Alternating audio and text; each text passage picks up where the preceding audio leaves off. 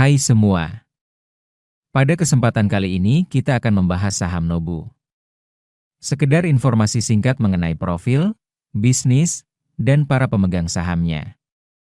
PT Bank Nasional Nobu Tbk, dengan kode saham Nobu, berawal dari PT Bank Alfindo Sejahtera yang dimiliki Alfi Gunawan, pendiri dari ADES yang berdiri pada 1989.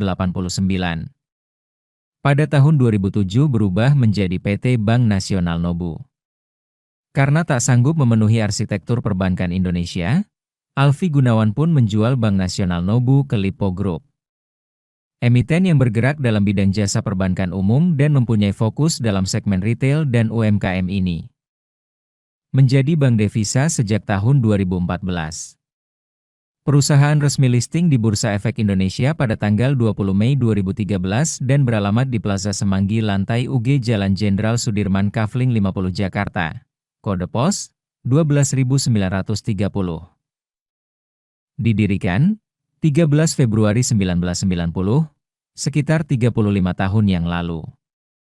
Tanggal pencatatan 20 Mei 2013. Papan pencatatan, pengembangan. Sektor, keuangan. Subsektor, bank. Industri, bank. Subindustri, bank. Kegiatan usaha utama, jasa perbankan. Adapun daftar pemegang sahamnya, tetapi kami ingin memberitahukan, kemungkinan data sudah berubah. Silakan merujuk pada data terkini. 1. PT Prima Cakrawala Sentosa, 20,87%. Atau sebanyak 1,56 miliar lembar. 2. PT Matahari Departemen Store Tbk, 9,74%. Atau sebanyak 728 juta lembar. 3. PT Star Pacific Tbk, 8,31%. Atau sebanyak 621,62 juta lembar. 4. OCBC Securities Pty Ltd Klient A, C, 6,9%. Atau sebanyak 516,39 juta lembar. 5. Hanwha Life Insurance Co., Ltd, 40%. Atau sebanyak 2,99 miliar lembar. 6. Masyarakat Warkat, 1%. Atau sebanyak 74,78 juta lembar. 7. Masyarakat non-Warkat, 13,18%. Atau sebanyak 985,79 juta lembar. Mari kita beralih ke laporan keuangannya. Aset, 36,15 triliun, tahun sebelumnya 33,32 triliun, naik sebesar 2,83 triliun, atau 8,50% dari tahun sebelumnya. Kita lanjutkan ke pembahasan utang perusahaan, total liabilitas atau utang, 32,25 triliun, tahun sebelumnya. 29,67 triliun, naik sebesar 2,58 triliun, atau 8,69% dari tahun sebelumnya. Khusus untuk saham sektor keuangan, tidak ada perhitungan current ratio, dikarenakan tidak memiliki pos aset lancar dan pos utang jangka pendek, jadi skip saja. Kita lanjutkan ke perhitungan rasio utang dan modal, atau yang biasa disebut dengan DER. Total ekuitas atau modal sebesar 3,9 triliun, tahun sebelumnya 3,64 triliun. Naik 251,63 miliar. Atau sekitar 6,90% dari tahun sebelumnya. Maka perbandingan antara utang dan modal atau DER adalah 827%. Patut dicermati, rasio utang dan modal atau DER yang tinggi pada bank sangatlah wajar, karena tabungan nasabah dianggap sebagai liabilitas atau utang. Jika kita perhatikan, ekuitas di kuartal sekarang merupakan rekor tertingginya jika kita bandingkan dengan kuartal dan tahun-tahun sebelumnya. Mari kita lanjutkan ke perhitungan rasio-rasio lainnya. Ekuitas yang diatribusikan ke pemilik entitas induk sebesar 3,9 triliun, tahun sebelumnya 3,64 triliun, naik sebesar 251,63 miliar atau sekitar 6,90% dari tahun sebelumnya. Ini merupakan pencapaian tertingginya jika kita bandingkan dengan kuartal dan tahun-tahun sebelumnya. Pertanda ada perkembangan dalam perusahaan. Sejenak kita memperhatikan sebagian dari komposisi ekuitas yang diatribusikan ke pemilik entitas induk. Saham biasa, 747,84 miliar. Tambahan modal disetor, 0. Saldo laba yang belum ditentukan penggunaannya, 1,05 triliun. Sementara laba bersih sebesar 233,23 miliar, kuartal tahun sebelumnya 127,74 miliar. Naik sekitar 105,48 miliar atau sekitar 82,58% dari kuartal tahun sebelumnya. Merupakan laba bersih terbaiknya apabila dibandingkan dengan kuartal-kuartal dari tahun sebelumnya. Menandakan perusahaannya berkembang. Kita memperhatikan bahwa laba perusahaan ini sudah naik 14 kuartal secara berturut-turut sejak kuartal 4, tahun 2021 sampai saat ini, yakni kuartal 2, tahun 2025. Lanjut ke pembahasan jumlah saham beredar dan kepemilikan publik atau masyarakat.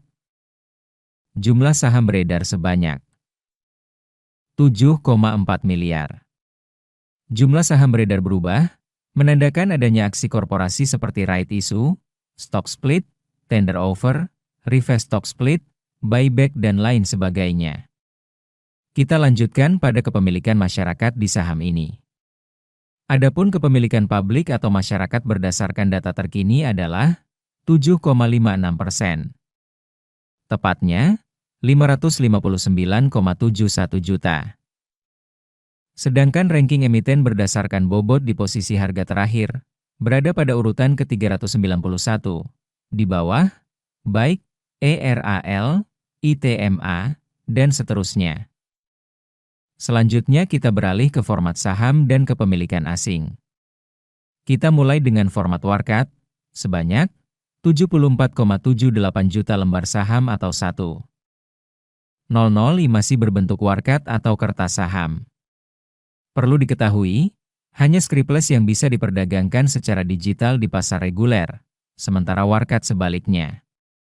Adapun kepemilikan asing dalam format scriptless, sebanyak 3,59 miliar lembar saham atau 48,04 TI, sementara kepemilikan lokal dalam format scriptless, sebanyak 3,81 miliar lembar saham atau 50,96%.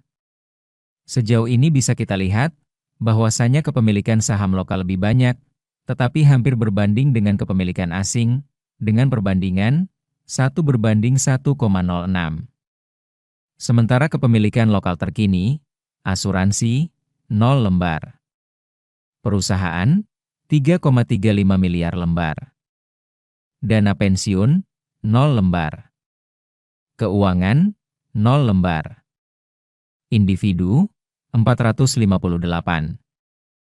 43 juta lembar. Reksadana, 2 juta lembar. Sekuritas, 127,19 ribu lembar. Yayasan, 15 lembar. Lainnya, 0 lembar. Sedangkan kepemilikan asing terkini, asuransi, 2,99 miliar lembar. Perusahaan, 17,05 juta lembar. Dana pensiun, 0 lembar. Keuangan, 18,57 juta lembar. Individu, 5,87 juta lembar. Reksadana, 9,78 juta lembar. Sekuritas, 549,74 juta lembar. Yayasan, 0 lembar. Lainnya, 199,86 ribu lembar. Kita beralih ke tingkat likuiditas saham. Likuiditas adalah kemudahan konversi uang ke lembaran saham maupun sebaliknya. Maka di bulan Oktober 2025, rata-rata frekuensi 3.019 kali. Rata-rata nilai 15,3 miliar rupiah. Rata-rata volume 26,01 juta lembar. Di bulan ini, asing melakukan jual bersih atau net sell sebanyak 4,37 juta lembar. Adapun histori perdagangan di bulan sebelumnya, yaitu bulan September 2025. Rata-rata frekuensi 558 kali. Rata-rata nilai 2,79 miliar rupiah. Rata-rata volume 5,11 juta lembar. Di bulan ini, asing melakukan jual bersih atau net sell sebanyak 11,62 juta lembar. Untuk transaksi asing di tahun ini, selengkapnya bisa Anda baca sendiri.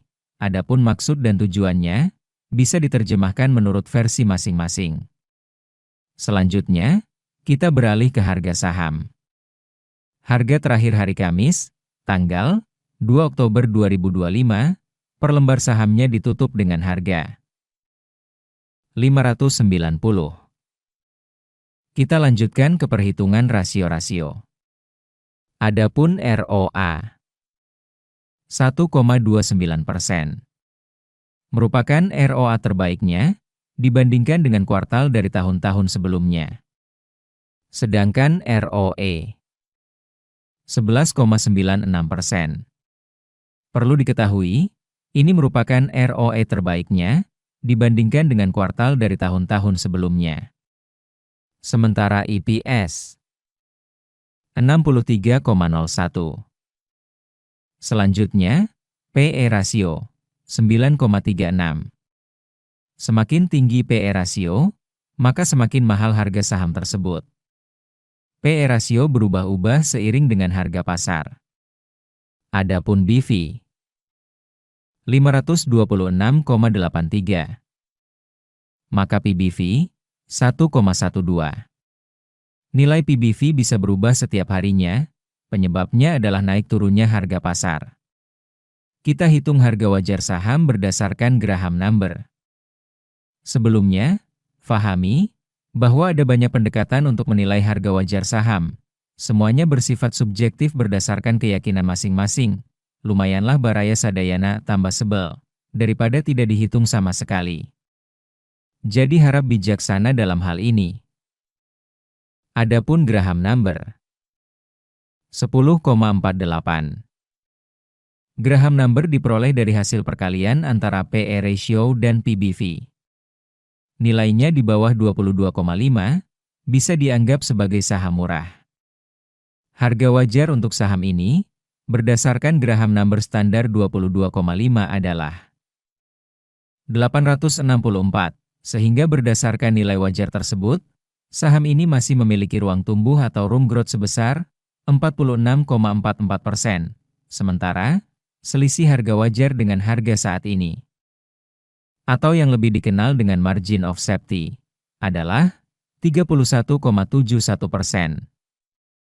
Mari kita lanjutkan dengan cash flow di kuartal ini. Aktivitas operasional 1,95 triliun.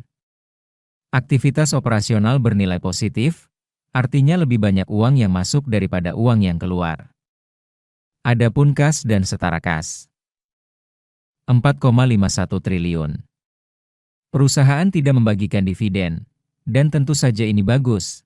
Dengan tidak membagikan dividen, maka perusahaan akan lebih cepat bertumbuh secara ekuitas atau permodalan yang akan menaikkan nilai bukunya atau BV dengan lebih cepat. Maka, harga saham akan naik sejalan dengan nilai kenaikan nilai bukunya. Jika menabung saat ini, apakah akan menguntungkan di masa yang akan datang? Baik, sukses selalu untuk Anda, happy cuan konsisten.